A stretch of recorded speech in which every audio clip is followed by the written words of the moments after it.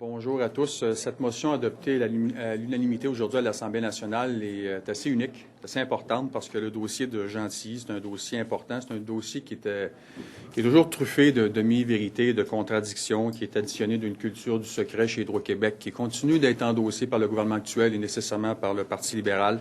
Je pense qu'on se doit de faire la lumière dans les prochaines semaines sur les décisions qui ont été prises. On se doit d'interroger Robert Sauvé, qui était le sous-ministre, qui est toujours le sous-ministre aux Ressources naturelles, qui siège sur le conseil d'administration d'Hydro-Québec. Clément Gignac, qui disait dans un article de la presse qu'il n'était pas au courant de la situation. Thierry Vandal, nécessairement, qui affirmer depuis les dernières semaines, derniers mois, que le Parti libéral du Québec était informé, et nécessairement le conseil d'administration. Le conseil d'administration d'Hydro-Québec qui fait foi de tout, qui, avec les éléments que j'ai apportés hier, n'a sûrement pas été informé à temps parce que le CA n'a pas endossé la décision de fermer, de déclasser Gentilly 2 avant le 16 novembre et le Parti québécois avait annoncé donc le 3 octobre qu'il allait fermer et déclasser Gentilly 2. Donc, c'est important la décision d'aujourd'hui. J'espère que la suite va nous donner des réponses à ces questions sur un dossier important où, encore une fois, je le répète, on a flambé 1 milliard d'argent des contribuables dans ce dossier de Gentilly. Est-ce que ça change que ce soit une vérification plutôt qu'une enquête dans les faits? Vous savez, on a décidé d'appuyer la motion de la ministre parce que, une vérification, on pourrait nommer demain matin le vérificateur général, on pourrait nommer 1 ou 2 personnes indépendantes sur le dossier. Alors, pour nous, ça allait de soi. On s'est dit, si on peut avoir le Parti québécois avec nous pour endosser et accepter cette motion, on s'est dit une vérification, là, ça ne changera pas grand-chose dans les façons de faire pour les prochaines semaines. Donc, ça va être le vérificateur général là, qui fait cette vérification. Je lance la balle au gouvernement. J'espère qu'ils vont communiquer avec nous. J'espère que j'aurai des nouvelles d'eux dans les prochains jours, à savoir comment ils vont procéder, qui ils vont nommer. Est-ce que ce sera le vérificateur général? Ça pourrait être aussi le cas. Alors, à suivre. En lien avec Hydro-Québec, êtes-vous inquiet de la décision de la Régie de l'énergie l'indépendance de la Régie de l'énergie est importante. Ce que ça va apporter, ce qui est assez important, c'est que c'est un manque à gagner de 225 millions de dollars pour le gouvernement du Québec. Alors, si le ministre des Finances ou le président du Conseil du Trésor nous écoute, ils auront à répondre à savoir est-ce qu'on sera capable d'équilibrer le budget d'ici la fin de l'année. Parce qu'au ministère des Finances, on nous dit qu'on n'a pas encore le chiffre exact de l'impact, parce qu'on ne peut pas faire une simple règle de 3 avec les gains d'efficience. Écoutez, je pense pas me tromper. Les calculs qu'on a faits suite à l'article d'hier nous amènent à penser qu'il y aura une perte énorme pour le gouvernement. Est-ce que pour vous, c'est une revue fade? La Régie de l'énergie est indépendante. Le gouvernement demande à Hydro-Québec d'augmenter ses tarifs. On a parlé des deux côtés de la bouche en campagne électorale. On ne voulait pas dégeler le bloc patrimonial à 3,7 d'augmentation par année pour mettre toutes ces augmentations sur la dette. Et de l'autre côté, on a dit, on va couper ça à moitié. Puis là, on nous dit que ce sera une augmentation de 2,4 Alors, je pense que la suite des choses va nous amener à avoir une comptabilité créative de la part du ministère des Finances pour nous faire croire qu'on va équilibrer le budget. Rapidement, est-ce que c'est pas un peu risqué pour un gouvernement, justement, dans ses prévisions budgétaires, d'envisager une hausse hypothétique sans savoir, évidemment, si elle sera accordée?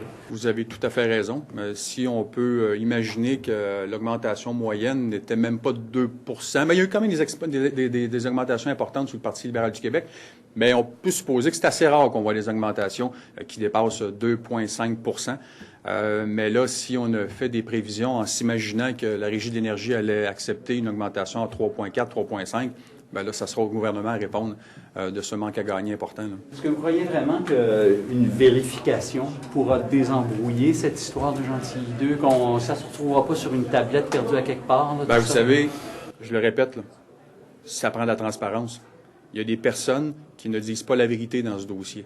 Et je l'ai démontré hier à l'Assemblée nationale, la requête introductive en instance qui a été déposée à la Cour supérieure. On le sait noir sur blanc que le 24 mai 2012, j'ai le document, là, je pourrais vous le montrer, là, que Hydro-Québec a demandé de stopper tout. Donc, le gouvernement devait savoir. Est-ce que le conseil d'administration savait? Le PDG Thierry Vandal a dit aux études de crédit, j'ai informé le conseil d'administration de la situation, mais ce qui est particulier, c'est que le conseil d'administration a entériné la décision de déclassement et de fermeture seulement le 16 novembre. Et on a annoncé le 3 octobre la décision. Et Thierry Vandal dit le lendemain, j'ai informé le CA, mais on n'a pas voté, supposément. sur le déclassement. Alors, que ce soit Robert Sauvé, que ce soit Thierry Vandal, que ce soit les membres du CA, et je sais qu'on va remplacer des membres du CA dans les prochaines semaines, prochains jours, que ce soit même le premier ministre Clément Gignac, toutes ces personnes doivent être interrogées dans les prochaines semaines pour qu'on puisse faire la lumière et à savoir qui était au courant de la situation et pourquoi on a caché ça aux Québécois. Une vérification, ce ne sera pas un processus public avec interrogatoire. Vous voyez ça de cette façon-là? Si on donne le mandat au vérificateur général ou on donne ça à deux personnes indépendantes, complètement séparées, j'ose croire que les gens qui vont être nommés ou le vérificateur général vont aller cogner à la porte et vont dire, bon, mais là, on a des questions à te poser. Est-ce que le CA, parce que moi, vous le savez, là, je suis un spécialiste des demandes d'accès à l'information chez Hydro-Québec, j'ai demandé les procès-verbaux. Devinez la réponse, ça a été non.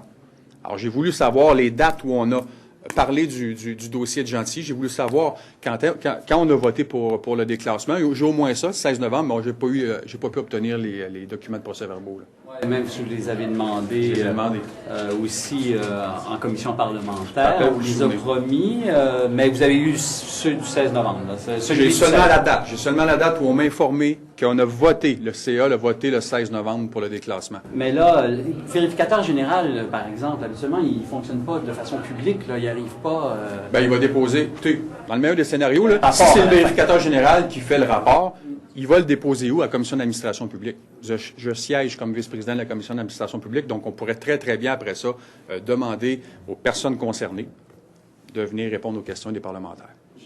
J'ai juste une précision sur tout ça, parce que Hydro-Québec, actuellement, n'est pas assujetti aux vérifications. Tout à fait. Alors, est-ce que ça prendrait un projet de loi préalable de la part du gouvernement pour permettre cette vérification-là? Vous savez quoi? Le gouvernement, j'imagine que si le téléphone sonne et que c'est Mme Marois qui dit à M. Thierry Vandal, on envoie le vérificateur général immédiatement, sans attendre l'autorisation du conseil d'administration, parce que la loi dit ça. Il faut que le CA autorise le VG pour aller faire une vérification, mais dans une situation particulière où on a perdu 1 milliard d'argent des contribuables, où on a des demi-vérités, des contradictions entre les événements, un ministre, Clément Gignac, qui dit « je suis pas au courant », puis de l'autre côté, on a des preuves ici, là, qu'au mois de mai dernier, en 2012, on savait déjà qu'Hydro-Québec tirait la plug. Moi, je suis inquiet, là.